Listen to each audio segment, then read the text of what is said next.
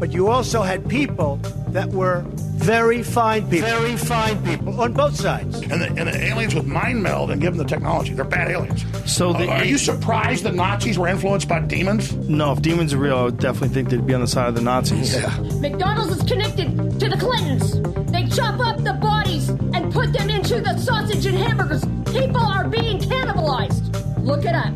And I'm watching CNN talk about this as violent white nationalist protests. We have done everything in our power to keep this peaceful, you know? It's Pepe's become kind of a symbol. Welcome to Yeah Nah Pasaran, a show about fascism and its gravediggers. I'm Cam Smith. I'm Andy Fleming.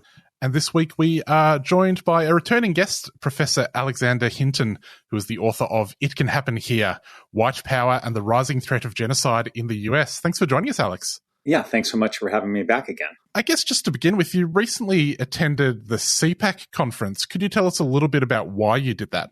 Yeah, that was quite a remarkable experience. So the sort of longer term reason is my long history of exploring extremism and violence, which links back in part to my work on the Khmer Rouge, political violence in general, but focusing more recently on the context of the U.S. As you mentioned, it can happen here. So we're sort of hoping that after we got past the Capitol insurrection and we had a change of government, things would calm down and former President Trump would go away. That was the hope of many people, but that's not the case. So I've been keeping my eye closely, like many people, on him. And at the same time as well, following white power networks. And I've been doing a little more research on something that's linked to the book project. One chapter of my book talks about white genocide, as we talked about last time, and the sort of iteration of that as great replacement. White replacement has been sort of surging in the U.S. So if you went back 10 years ago, 20 years ago, nobody would be talking about replacement. They would have been talking about, well, they would be talking about it, but they'd be talking about it in terms of white genocide, often in the far right extremist circles. But now there's been, for many reasons, Tucker Carlson, who was just fired, being one of them. The goal of many of these actors is to mainstream unacceptable discourse. They call it shifting the Overton window. And lo and behold, what happened over the last 6 years in the U.S., the Overton window has shifted dramatically. And so espousing white replacement views with all of the underlying currents, anti-Semitic, so on and so forth, is now mainstream. And the not complete mainstream, but certainly mainstream on the right. So I've been monitoring replacement discourses and sort of researching that history in the U.S. This is one of my projects. And one place that had been manifest was CPAC. And many of the people who espouse replacement discourses historically have attended CPAC, and that was true. Marjorie Taylor Greene, Matt Gaetz, a bunch of other people. Steve Bannon was there. This one was at least initially couched as different because the head of it was embroiled in a bit of a scandal. He is married, but he was accused by a staffer of former Senate candidate Herschel Walker of the head of CPAC of groping him, and that doesn't play too well in conservative circles and especially CPAC circles. So some people distanced themselves. Some people said there were fewer people than normal who would attend, and that seemed to be the case. So there's a bit of a scandal behind it. But sort of first and foremost, I wanted to take the pulse of the conservative right. I wanted to examine the prevalence of replacement discourse to see how central it was. And when I got there, in this regard, there were a few surprises.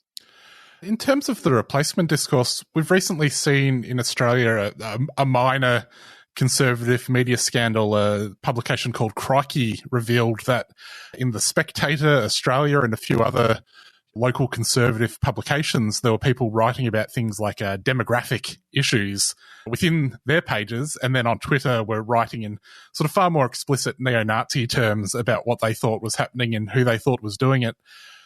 At CPAC, and I guess elsewhere within that conservative sphere, what is the rhetoric around the Great Replacement that's being employed? Are they going all the way and referring to it explicitly, or is it still being couched in sort of more palatable terms? Yeah, I think it's generally couched in more palatable terms. They've tried to push out, to some extent, people who are a little more on the fringe. Fuentes was in the backdrop, getting kicked out periodically. Anyways, I'm sure you're familiar with him, the Groypers. But so I went there and I thought this, so again, in the US, especially in the conservative circles, it's normal to talk. It's now sort of not a big deal almost to invoke replacement discourses. It's standard material. And I can't say this for sure, but I was quite surprised that replacement discourses were not front and center. And that really was a bit of a shock because I expected that.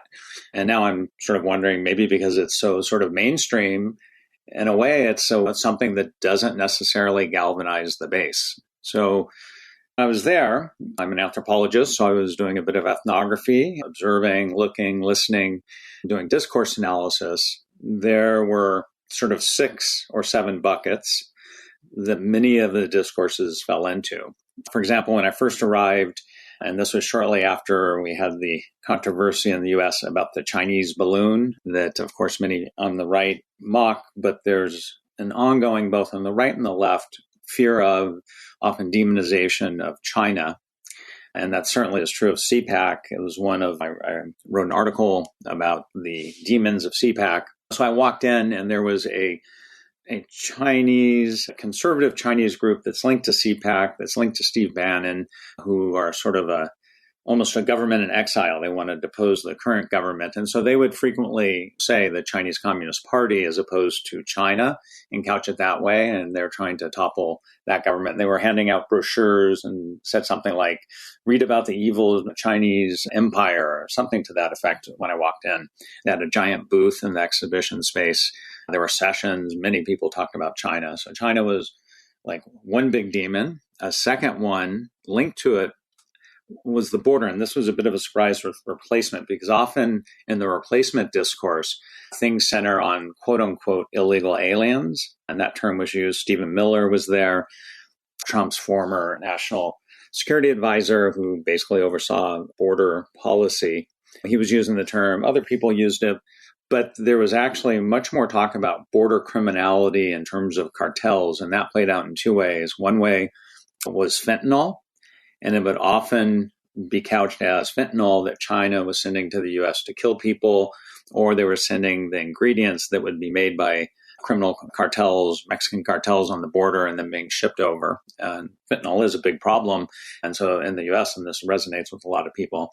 But there was an odd second discourse, and you can see this on conservative networks like Fox now, where women especially coming over were depicted as victims, and they're being victimized by the cartels, and it's sort of said to amplify how dangerous and how evil the cartels are. But surprisingly, there wasn't direct demonization, as you would expect with replacement discourses, taking place. Now, I expect that to change as we move into the election, and especially if Trump is the candidate, as appears likely unless he's indicted. Maybe he'll be indicted or further indicted, but depends how his court cases play out. But he's looking like the front runner for sure at the moment here. And if that's true, I have no doubt about that. But the other sort of bucket that was not surprising but new had 2 pieces. We might talk about this. There was another bucket was quote unquote American Marxism, which plays into the cultural Marxism, longstanding tropes. I think we talked about that last time. Another bucket was the deep state, which was U.S. intelligence agencies, the Biden criminal family, as one session was called, Fauci, who was in charge of the COVID policy. He was completely demonized and reviled, and there was this giant conspiracy bucket of deep state. But as you might expect, what's moved even more to the forefront in the U.S. at this early stage are what was often referred to as wokeism, woke, being woke, so on and so forth. And this tie moves towards the area of replacement. One bucket of it, one of the 2 buckets is, for example, critical race theory, diversity, equity, and inclusion programs. So things centered on race, which are again viewed as a form of cultural Marxism, brainwashing the population. But the second one, which was most surprising to me, and I ended up writing a separate article on it, was the complete and utter demonization of transgender people. I'm perfectly aware of many initiatives in the U.S. that are underway in conservative states, with Florida leading the way, trying to clamp down on the rights of transgender people. But I did not expect it to be nonstop. So, for example, pronoun jokes were constant. I mean, everybody was making pronoun jokes. People would go up and sometimes they proudly announce their pronouns or say, hey, I don't know which of the 64 different pronouns I should use. But then it amped up all the way to talk about things like genital mutilation and all sorts of other transphobic language. I could talk a long time just about that issue. But that right now in the US, in politics, the sort of transgender issue is pretty much front and center. And it's possible that as people become jaded on other issues, and maybe even that's true of some of the critical race theory stuff, that right now, at this very moment, transgender is a massive issue. And, just as a last little point, there was this guy, Knowles, conservative commentator, who got up and he called for the eradication, right? Some would say it's genocide, that certainly, and many other people noted, the eradication of transgenderism, a term that's known to be derogatory. It makes it sound like being transgender is a condition, but the use of the word eradication really raised a lot of alarm bells. And people I know working in the genocide studies, atrocity crime studies space have sort of been monitoring the rising risk and threat to transgender people in particular, but more broadly the queer community, with transgender people being sort of, along with the quote unquote drag queens who are widely reviled in the media, as sort of the two targets all the time. So that's kind of a long description of CPAC, but those were my observations. Trump got on in the end and he literally said, I'm going to be your retribution. I'm going to be your vengeance. I'm going to be your justice. And before the last cycle, he was going to be the voice. So there's also this undercurrent of violence that so Trump was the last person to take the stage. And of course, he touched on many issues that all of the demons I just mentioned, including the attack on transgender rights. Alex, what do you think is the particular appeal to the audience at CPAC and more broadly of this kind of rhetoric? And do you consider CPAC, which is nominally conservative, to be in some way or in any way, could it be more properly or appropriately described as some kind of extremist organization? Yeah, it's interesting. They're very aware of being labeled like that. And certainly articles with past CPACs have been written. This guy, Fuentes, who I don't know if you remember, there was a time when he went with Kanye West, G, and met with Trump at Mar-a-Lago, and it caused a bit of a scandal. So he has his America First group, and so he was in and out, and he actually held his own little meeting because they kept kicking him out, escorting him out, so to speak. He held, and I was unable to go to it. I probably wouldn't have been allowed in, but he held his own extremist meeting. He's neo-Nazi and a bunch of other stuff. That sort of language circulates widely with him and his followers. But and what I wanted to go see, but he did not have a formal one, is he's actually held a side conference. And that side conference can definitely fall under that umbrella of extremist. So he's held it sort of concurrently or close to CPAC. He made one statement that I read that he's going to have it next year. And if so, I'll try and go and check it out for sure. Again, I'm not sure they'll let me in. CPAC was just buy a ticket and you go in. It's massive, so it wasn't at all difficult. CPAC itself, I think they're trying to distance themselves from overt extremist rhetoric. And instead, what they're really sort of going back to the themes I was talking about, in some sense, many of them are sort of standard demonization of a foreign country.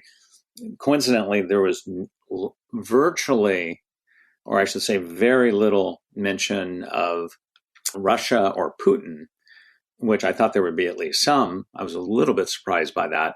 But there was a lot of talk about Ukraine taking US dollars, and that sort of was the way that played out. Now, I should say I went to some side sessions. For example, there was a January 6th session where the political prisoners, as they're called at CPAC and on conservative circles, the January 6th political prisoners were speaking about their unfair treatment. So I ducked into a few side sessions. But I went to about 75, 80% of the talks on the center stage. And the theme of the conference was, I believe, was Protecting America Now. So this theme of protection that could easily speak to replacement discourses was front and center. But what's going on is, I think, the conservative part of CPAC is critical here.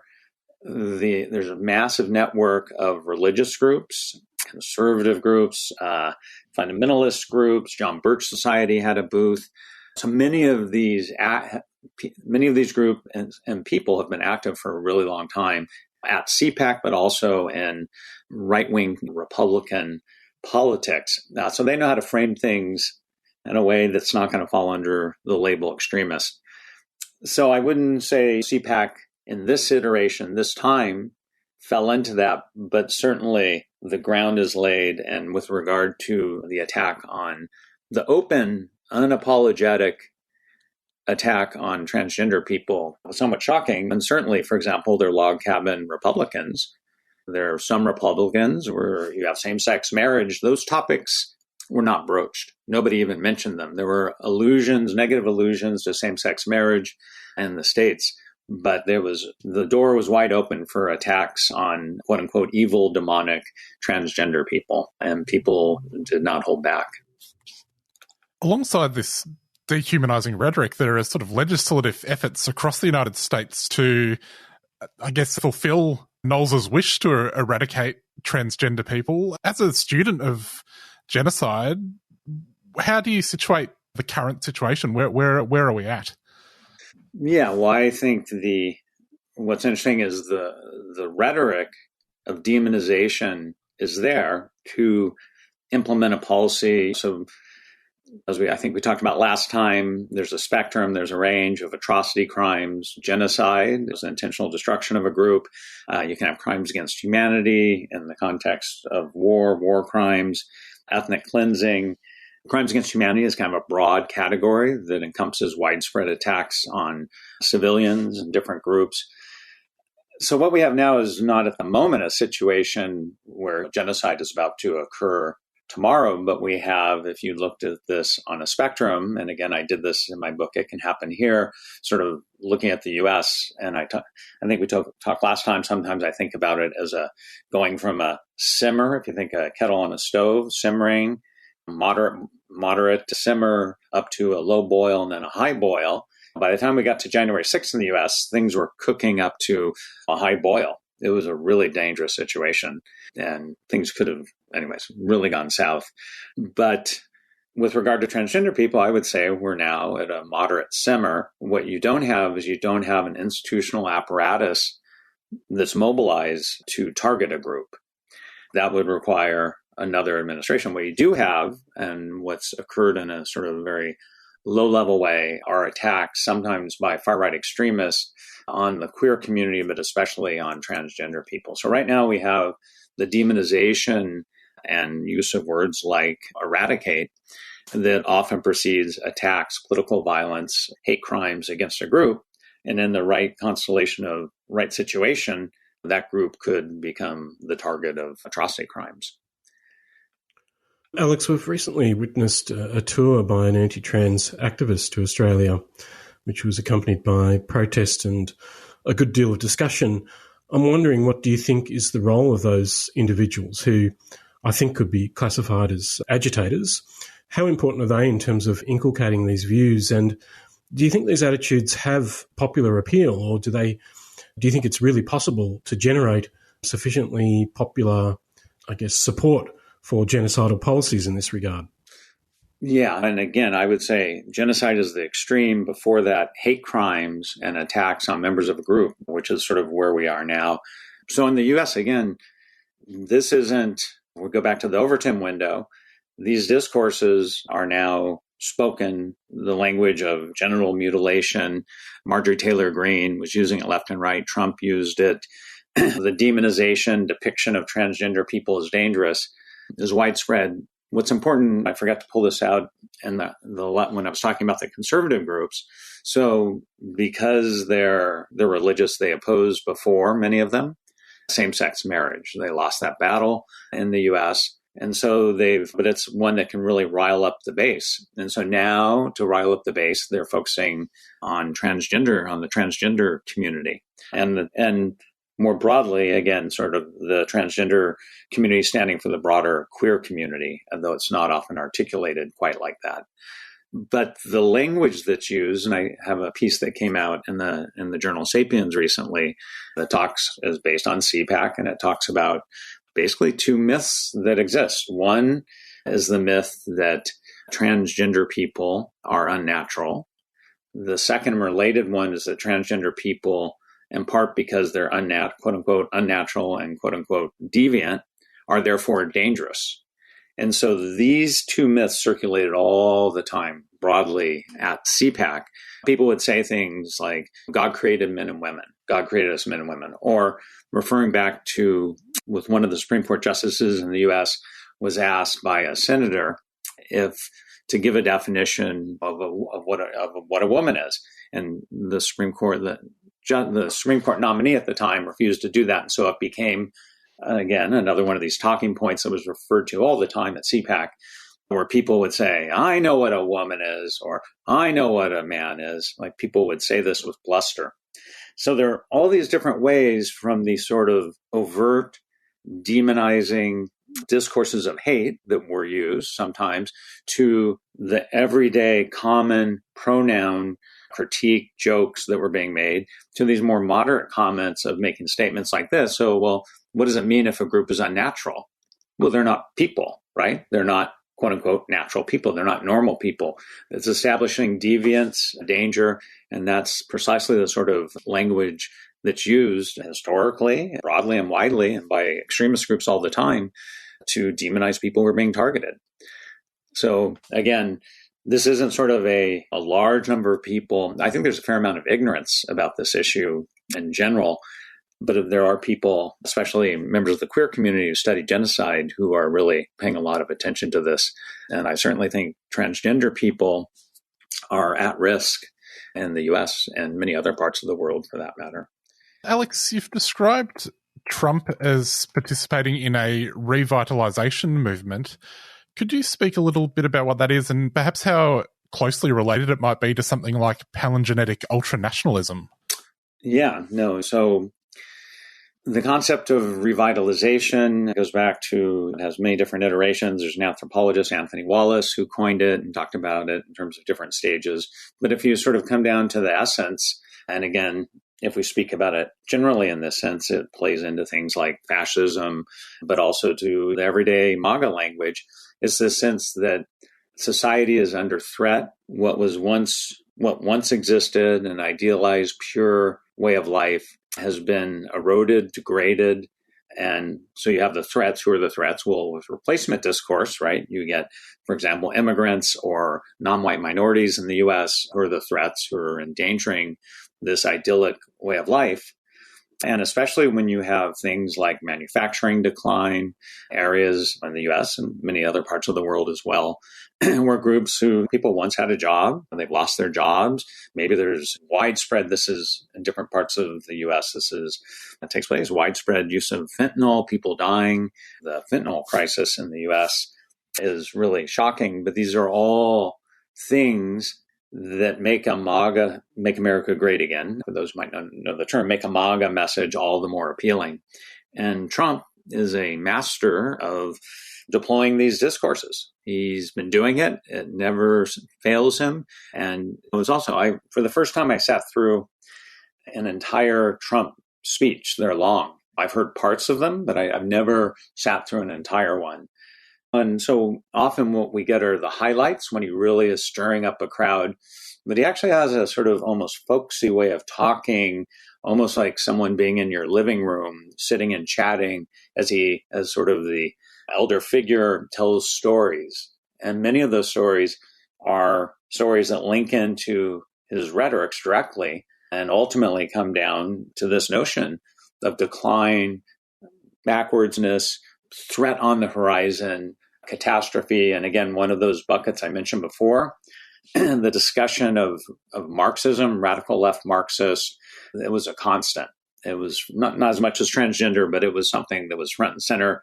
And Trump, I can't remember his exact phrase, like led off saying something to the effect of the U.S. is just completely being destroyed by these radical left Marxists, so on and so forth.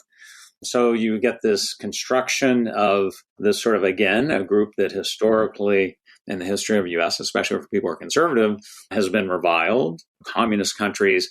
And again, it's really odd that all the focus was on China. So you have China, but then you have the parallel in the U.S., which is this deep state of American Marxist. So really, it's quite simple, right? Decline, threat, and a message for something better, a promise of something better. And Trump constantly promises something better. And he also backlights the past to say, in fact, he made it much better when he was president. And now it's all been destroyed. But this time, and he sort of pauses and says, this time, it's a battle for our survival. And so he was deploying these rhetorics. Afterwards, his next speaking engagement was actually Waco, Texas, on the anniversary of the big shootout with the Branch Davidians. So that was quite a statement he made there. So Trump's going to get warmed up, and all the things he was doing before are going to be right back front and center. I expect replacement language to quite quickly come in. Bannon, as I said, spoke at CPAC, huge supporter. Much of his discussion was about Fox basically refusing to interview or talk to Trump, which has actually gone on. This, of course, took place to some extent when he was a candidate before, where he was sort of an outsider. And so Bannon lambasted him for that. We have a broader... So Tucker Carlson, as you may have heard, who's one of the big Trump... Well, he seems to, based on transcripts that were released in the lawsuit against Fox, linked to the Dominion voting machines, there were different transcripts. He privately would say very negative things about Trump.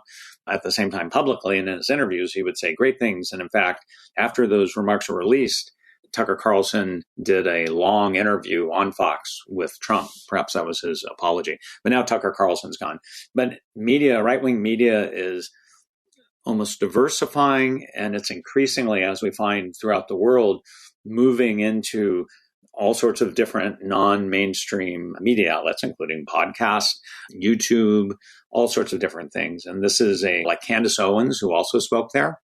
She's a Black woman who's conservative, but picks up all these different tropes that are being talked about. She talked about, of course, transgenderism, the dangers of feminism.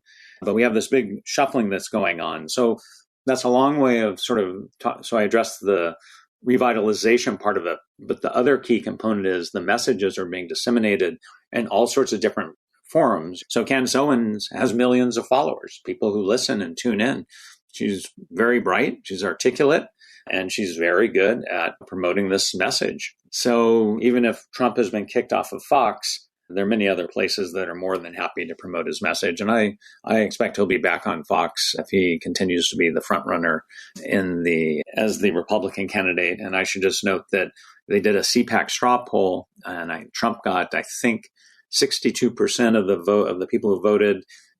DeSantis got about 20%. So everybody was talking about DeSantis coming in, but that seems to be not the case unless something catastrophic legally happens to Trump. Alex, you mentioned Waco. One of the things, of course, that the massacre at Waco inspired was then the Oklahoma City bombing, which was commonly described as a lone wolf attack.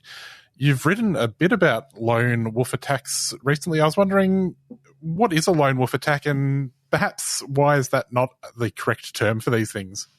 Yeah, this sort of plays into a broader issue about the way that people tend to think about perpetrators in general. So, for example, as soon as there is let's say a white power shooting, like Gendron, the Buffalo shooting in the U.S., for example, but you could take it almost anywhere, there's an immediate tendency to label those people as evil, right? That's a common one you get in the media, as mentally ill, as the sort of, going back to the loner trope, the person who was always alone by themselves.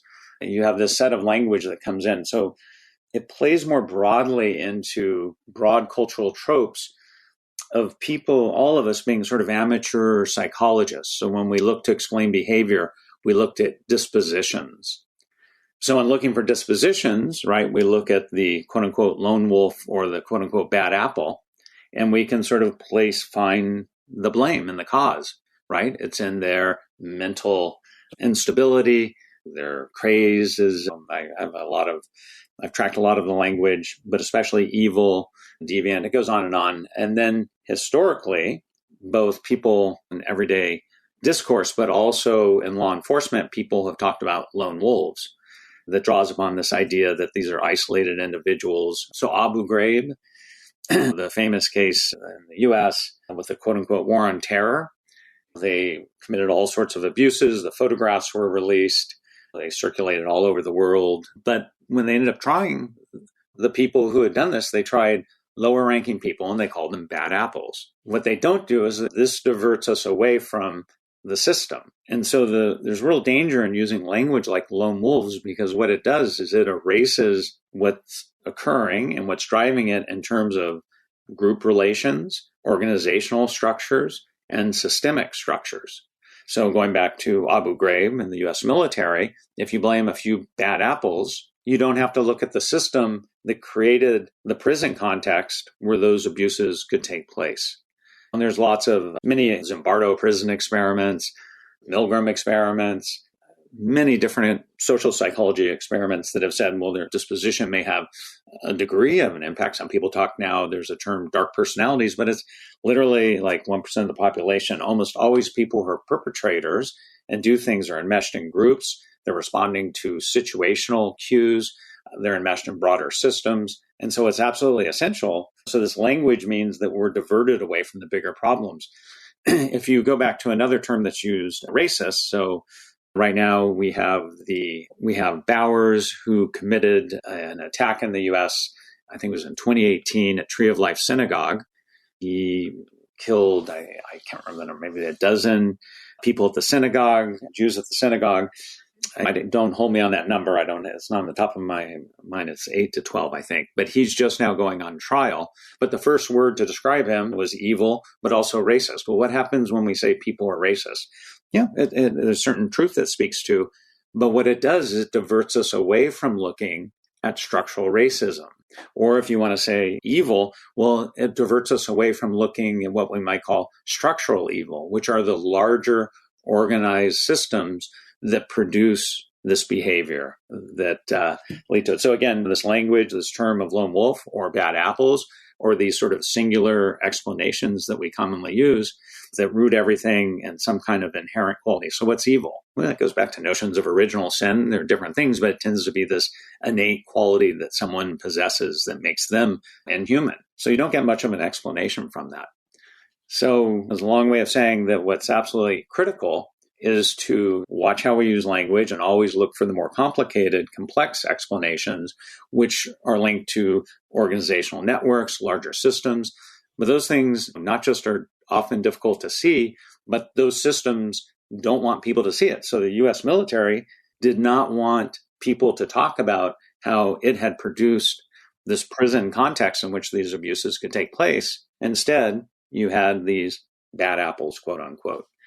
So that's what the article that came out in the conversation on lone wolves was sort of, we can never stop having reminders. People have written about this, but it's quickly forgotten because the sort of go-to explanation is lone wolves. And again, in the US, because for many years, conservative politicians did not want the issue of white power extremism addressed, the FBI and other law enforcement agencies had a sort of structural impetus to focus on quote unquote lone wolves, because if you look at the broader context, it's going to implicate people on the right, and especially the far hard right. So again, just like in the military, you have a political system that pushes law enforcement to look at things, to use the language of lone wolves or lone actors. That's still true to some extent, but now it's Biden becoming president, the sort of ability of law enforcement to look at broader networks, that's increased even as they continue to often use this language. Alex, rather than what might be termed a structural analysis, which attempts to explain why particular actions are undertaken and the circumstances in which they are, something else that's emerged in recent years that's closely associated with Trumpism is what's termed conspiracy theory, or some form of some kind of explanatory framework that is problematic for various reasons. Can you talk about, in terms of your, I guess, being witnessed at CPAC and more broadly, how do you approach the question of conspiracy theory and its function, its political function in terms of explaining what's going on in US society and elsewhere? Yeah, no, it's a great question. It's a big issue. And conspiracy theory was all over the place at CPAC. So conspiracy theory is useful because it often doesn't require a great degree of complexity. What it needs is a message that blends enough truth and the sort of semblance of possibility to make sense to people. And it's presented in a way that makes sense based on what people can look around and see. So in the US, like much of the world, during the pandemic, people looked around and they experienced it. They were locked up. Children were not going to schools. And you had the government controlling what people were doing with the CDC here and other government agencies. So this was ripe for conspiracy theories. And there's a debate to be had about whether certain states, including the one where I live, were a bit slow to let up on some of the different protocols. But the way it's couched with conspiracy theory is that, in fact, it was all an American Marxist plot to control and brainwash people. And so vaccination, it's all a giant plot to make money for pharmaceutical companies and to introduce some of the variants, sort of biogenetic changes into people. So people, again, this is just an example. So people look around, they feel controlled. All of us did, right? In a certain sense. So that makes sense. There's restrictions to what you're sort of allowed to do. You're told, well, you can get a vaccine that could save your life or not. You're told it's effective, but some people feel they've always had vaccine hesitancy. And so these different conspiracy theories resonate in some sense. They blend the realities on the ground with untruths, things that are not substantiated. So there's one microcosm of what exists broadly with conspiracy theory in general. So let's go to CPAC. So by the way, CPAC was full of conspiracy theories about vaccines, about the American Marxist plot. As I said before, Fauci was demonized. There's one moment where a speaker looked out at the crowd and said, "How many of us are going to get a vaccine when it's offered?" Yeah, like literally no one. I was getting ready to raise my hand, but in the crowd, I was like, oh, I'd be the only one. Literally no one raised their hand. How many people wore a mask? Zero. I could be maybe 1 in 100, 1 in 200, 1 in 300. Almost no one. I didn't wear a mask either. I'd recently had COVID, so I wasn't too worried. But it's just, this is the idea. The deep state plot is promoting this. So again, if you go back to your earlier question on revitalization, if people look around and they, just like I was saying about COVID before, they see fentanyl everywhere, people dying, people suffering, addiction, people have lost jobs, people's lives somehow, they look on the news, they see horrible things happening. So if you look on Fox, so I often, every day, well, I do it every day, I force myself to look at all of the different, same moment to flip between all the networks, several different points to see how they're framing the news, quote unquote. And invariably, you'll have on CNN or MSNBC stories about Trump, for example. Sometimes now CNN is trying to go more to the middle, so they're doing stuff. They may focus on international events sometimes. MSNBC is almost always what's going on with Trump.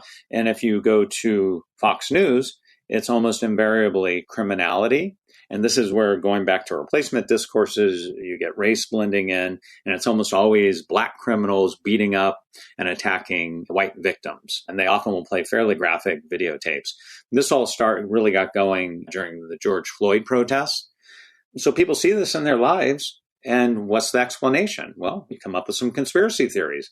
The deep state plot, right? As I said before, the deep, it's used, so it's one word that captures, that sort of makes sense to people. Everyone is engaged with bureaucracy, right? Everybody knows what it's like to file taxes, right? So this sort of thing, there's this larger state. People know about government actors and agencies, but they don't know much beyond that. So then what happens in the CPAC universe is that all these other things are plopped into that, and you have these malicious American Marxists, Biden crime family, Fauci, independent, unmonitored law enforcement agencies who all together, and pharmaceutical companies, Fauci, they're all working together to manipulate people. And so that deep state trope was constant. And what's concepts are most powerful. Think of it like a rubber band. If you have a rigid concept, right, that doesn't fit much, there's no elasticity. So for a good conspiracy theory, what you want is an idea that's elastic, that can stretch in different directions, right? Because then its appeal is broader. QAnon was just like this, right? There's sort of a heart to QAnon conspiracy, but it went all over the place because it had lots of elasticity. So a good conspiracy theory has lots of elasticity. People can pull in different directions that make sense that make sense in their local situation.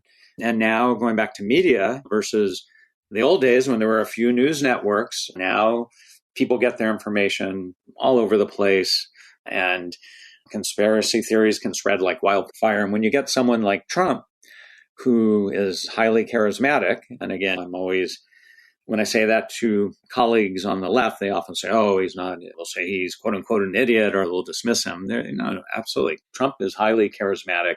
He can stir up an audience. He can mesmerize them.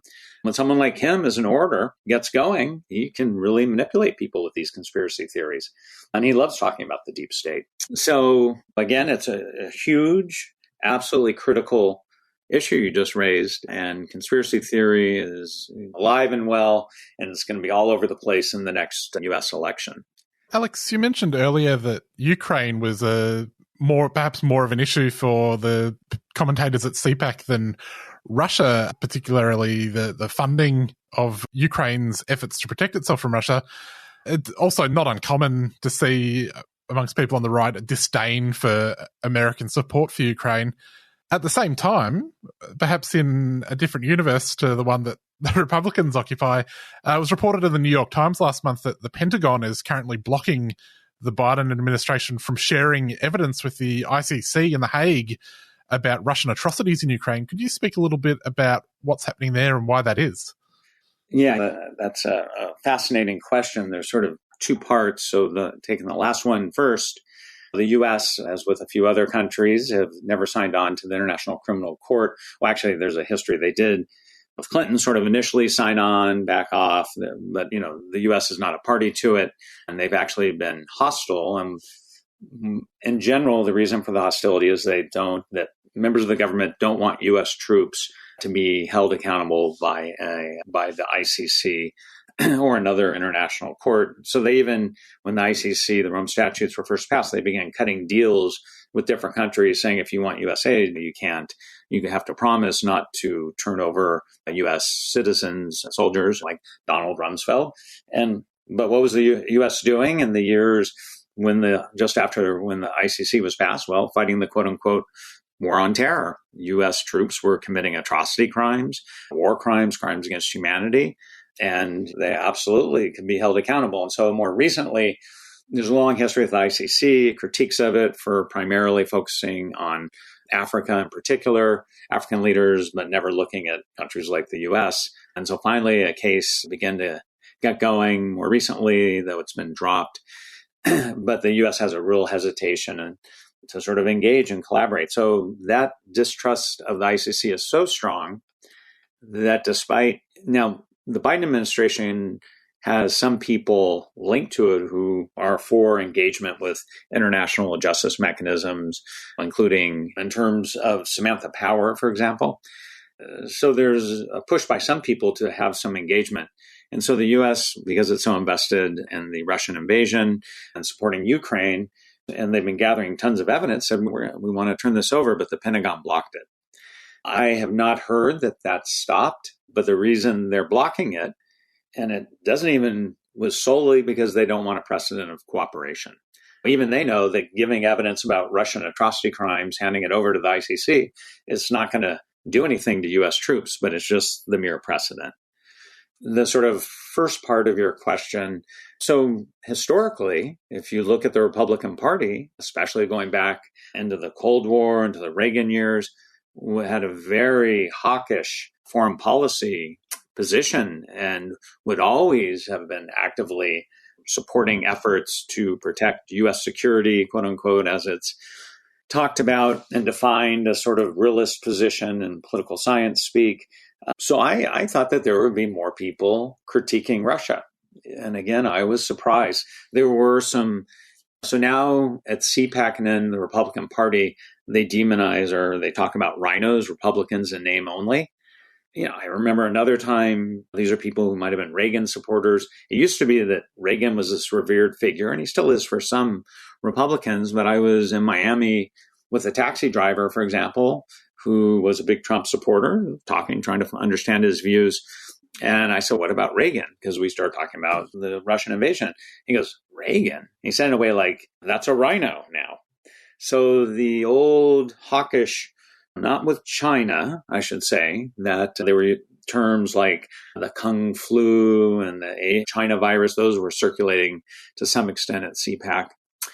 But in general, that sort of anti-Russian hawkishness was not there. Now we know as well that in many white power extremist circles, Putin is valorized, Orban, different sort of white strongmen leaders in different countries. And so you have these connections between white power extremists in many other parts of the world, including the US, with groups in Russia.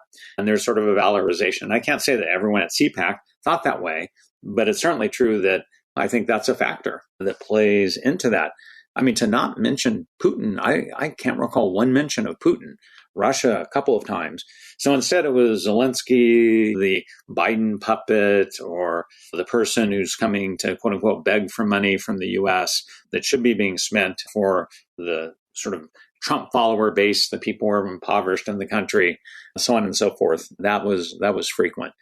I've spoken with people who have been dealing with people in public-facing roles, and they're saying that the rhetoric that they're receiving from the public is like nothing that they've ever experienced before in public life. They've never before had so many people contacting them with eliminationist rhetoric, and these are people working in local councils and at libraries and things. Is there a way out of this? Yeah, another important question. There's always a way out of it. I'm always, in some sense, an optimist. And in one sense, if we look back, right, we had replacement in the U.S. context, invasion of non-white people coming over the border. We've had this, then another wave that's been focused on quote unquote wokeism. It's still there, but maybe it's subsiding. And then sort of coming out of that, this other thing that's bound up with that discourse linked to these attacks on the transgender community. It works. So what appeals? Well, if you say, look, you go back to this naturalized discourse, it's obvious to everyone, right? This is the way it's framed. People are born, men and women, right? Male and female would be, if you're doing sex versus gender, gets into the complicated thing and was one of the things that was being mixed up all the time at CPAC. That language makes intuitive sense to people. If you say, well, there's this conspiracy and these people are conspiring, and sometimes it's doctors who want to make money, pharmaceutical companies, always the deep state, Biden administration, so on and so forth, who at a time when your children are extremely vulnerable, going through puberty, are now coming into the schools and purposely confusing them and introducing them amidst this time of biological turmoil, of adolescent turmoil, to these ideas and saying this isn't true. There aren't just men and women, they're different genders. And in fact, some people, right, there are drag queens are being brought into the libraries. Again, this is the way it's not me speaking. This is the way it's spoken about. Are coming into the libraries and they're confusing kids so much that they're willing to mutilate their bodies. So that sort of language is very powerful. It goes right down to the family level. Most if you pull people, it's like the concept of race. I'm shocked. I ask my students, how many of you understand that race is a social construction? And they don't know that argument. It's almost bizarre. I'm in the New York metropolitan area. I'm in the institution where I teach is predominantly students of color. It's kind of shocking. So if that's true where I'm teaching, what does it mean about the broader public? It means that virtually very few people understand that race is not a quote unquote natural category, but in fact a social construction. In the same way, same thing goes with gender categories. So there's incredible ignorance about this thing, combined with an intuitive obviousness to most people about what's natural, combined with even more in this case with the Bible, with religion.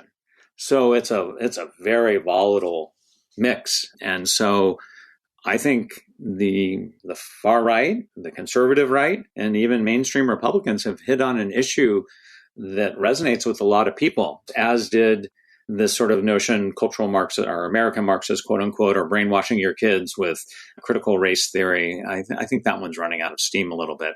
So this is the new issue, but I think it makes even more intuitive sense to people. And that's really dangerous. And so what can we do? Well, education. So that's part of the reason I wrote an article in this journal, Sapiens, sort of talking about the two myths and explaining the difference between sex and gender and so on and so forth. Yeah, so I guess all of us have to ask what we can do. Thank you for your amazing show that you have here. You're talking about this. What can I do? Teach about it, write about it. Everyone can do something. But the first and foremost thing everybody needs to do is to educate themselves and understand the issues. And looping back one last time to conspiracy theories, what's really nice about a conspiracy theory, quote unquote nice, is how easy it is. It explains things. It makes sense based on what you see around the world. And so you don't have to probe much deeper. And that's the countervailing tendency that needs to be combated. So ultimately, in my own pedagogy, people talk about critical thinking, but I try, influenced in part by Adorno's Education After Auschwitz, which I think I talked about last time.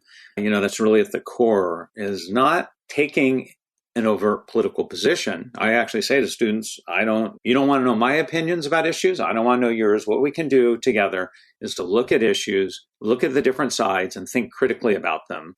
And then you on your own and me on my own, we make our decisions, right? Based on the information and analysis that we've done. Hannah Arendt, another person she's a social theorist, philosopher, student of Heidegger's.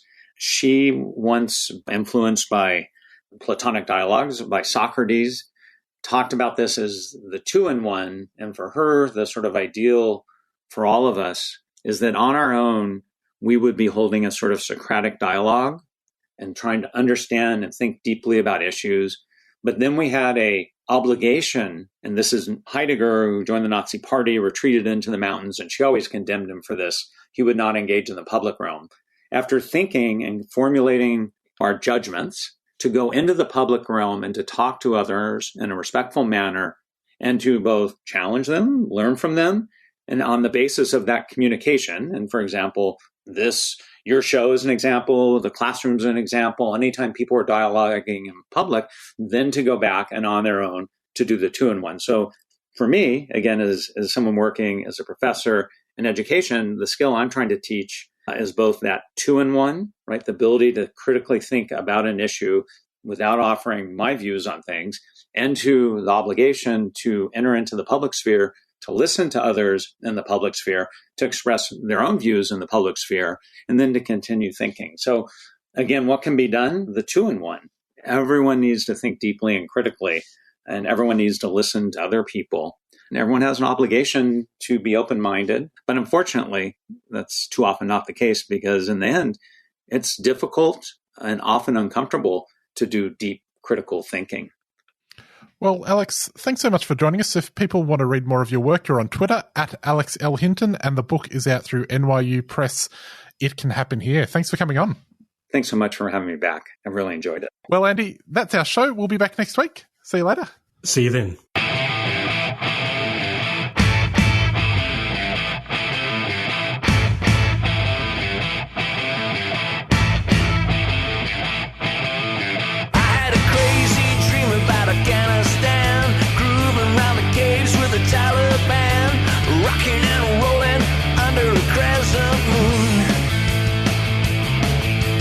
Woke up back in the USA, robbed a bank, made a getaway.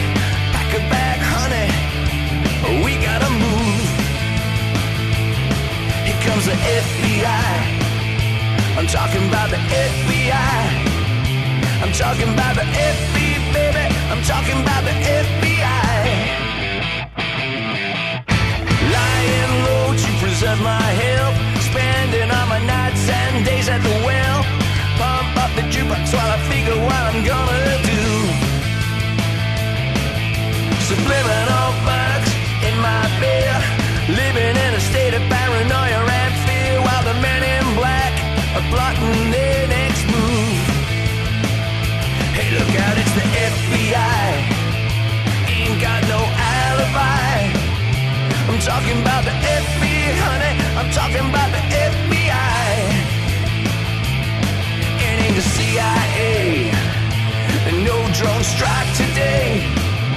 No chance to get away when you're wanted by the FBI. Well, come on, baby, shake a hip. I got an AK-47 and an extra clip. Gonna dance till I die, surrounded by the FBI.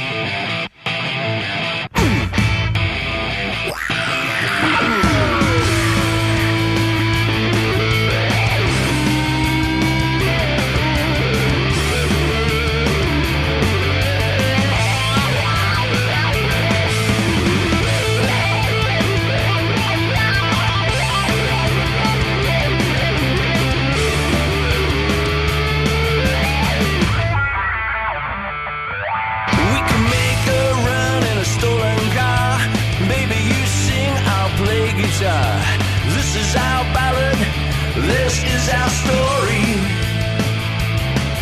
Okay, the bartender your time. The sirens are wailing as we cross the line. We're going down in a blaze of glory, 'cause we're wanted by the FBI. They're telling you to testify. I'm wanted by the FBI, baby. I'm wanted by the FBI. This ain't MI6. Beware of those spooky Brits getting up to their usual tricks. I'm talking about the FBI. Well, come on, baby, shake a hip. I got a semi-automatic and some other shit. I'm gonna dance till I die, surrounded by the FBI.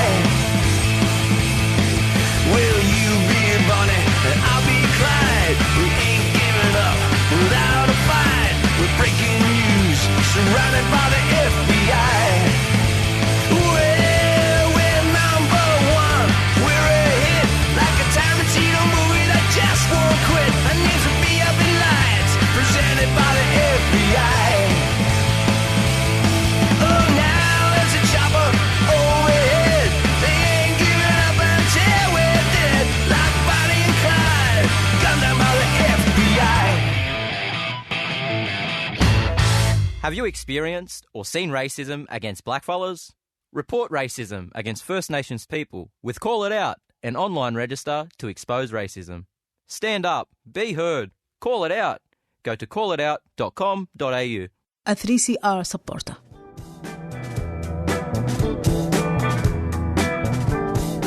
Have you had your fourth COVID-19 vaccine dose? The Murdoch Children's Research Institute at the Royal Children's Hospital are recruiting participants aged 18 years or older to receive a randomized fourth COVID-19 vaccine dose, either Moderna bivalent or Novavax vaccine, or be part of a control group and receive no additional vaccine. You will be compensated for your time and transport and will receive your antibody test results.